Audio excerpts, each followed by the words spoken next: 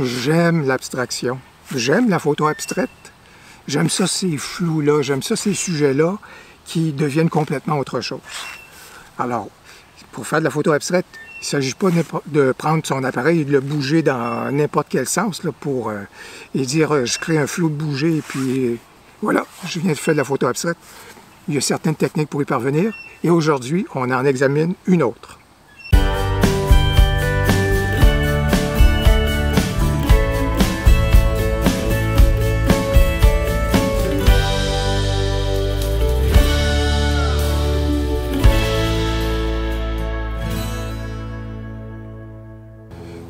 J'ai déjà créé quelques tutoriels sur des techniques pour obtenir une photo et pour créer une photo abstraite. En fait, et je vais mettre un lien soit dans la description ou encore évidemment à l'intérieur du vidéo pour vous encourager à visionner ces autres tutoriels-là. Alors, pour parvenir à la technique aujourd'hui, il s'agit donc de créer un mouvement qui est un mouvement circulaire. On identifie un sujet qui nous intéresse, ou en fait un amalgame peut-être, qui est là, de couleurs, de formes, un sujet qui peut être intéressant. Et à ce moment-là, ce qu'on va faire, c'est qu'on va pivoter notre appareil pour pouvoir créer ce côté circulaire. Il s'agit assez souvent d'identifier un élément central qui peut être assez fort.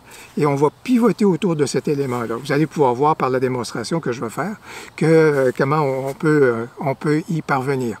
Vous constaterez que le meilleur endroit pour y parvenir assez souvent, c'est de se mettre à la pénombre. Parce qu'encore une fois, on veut une vitesse lente. Alors, les vitesses lentes, qu'est-ce que c'est? Un 30e de seconde, un 10e de seconde, un 15e. Alors, comme sujet pour la photo abstraite, ben écoutez, j'étais un peu en panne de possibilités jusqu'à ce que je trouve cette framboise-là au sol. Et elle était sympathique. Et moi, je cherchais vraiment un sujet avec de la couleur, une certaine couleur. Donc, je l'ai donc récupéré et puis on va pouvoir créer cette photo, la photo abstraite, grâce à cette framboise-là. Vous remarquerez que je l'ai mis à un endroit où est-ce que vraiment, là, il y a beaucoup de nervures dans la table de pique-nique, donc ça risque d'être pas mal intéressant à essayer. Il s'agit donc, pour créer ma photo abstraite, d'en arriver à une pose lente. Donc, dans ce cas ici, je vais travailler avec une pose qui est tout près d'1 seconde. Je vais donc centrer mon sujet. Et par la suite, évidemment, je vais donner un coup de volant. J'appelle ça un coup de volant. En fait, désolé là, pour le truc, mais des fois, c'est l'image que j'ai le plus utilisée pour aider les gens que je conseillais au niveau de la photo. Il s'agit donc que je donne comme un coup de volant vers la gauche ou vers la droite, à votre convenance, mais à ce moment-là, en respectant la vitesse que je... Alors, c'est un coup de volant qui peut être assez prononcé, bien entendu.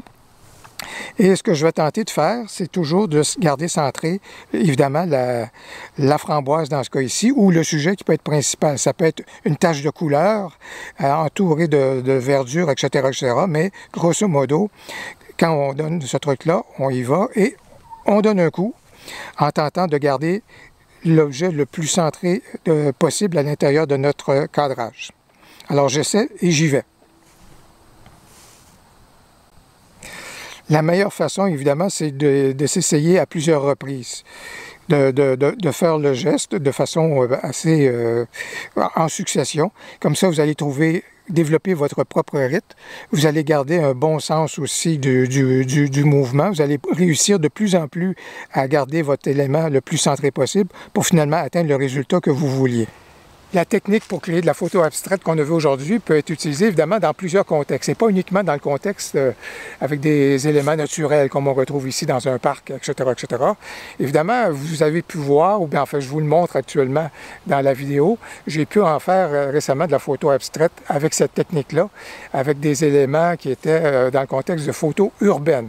Et je pense que ça donne des résultats qui sont très intéressants. Donc c'est vraiment exploité, c'est vraiment une technique à garder dans votre sac photo, à la développer. Et à ce moment-là, elle pourra vous être utile selon les circonstances et selon les sujets. J'espère que le sujet d'aujourd'hui vous a plu. J'espère que la façon que je vous l'ai expliqué vous a plu également. Si c'est le cas, n'hésitez pas à cliquer sur « J'aime », à vous abonner à ma chaîne YouTube. Et d'ici là, et d'ici la prochaine fois, ben, au plaisir. Hein? Amusez-vous bien, bonne photo!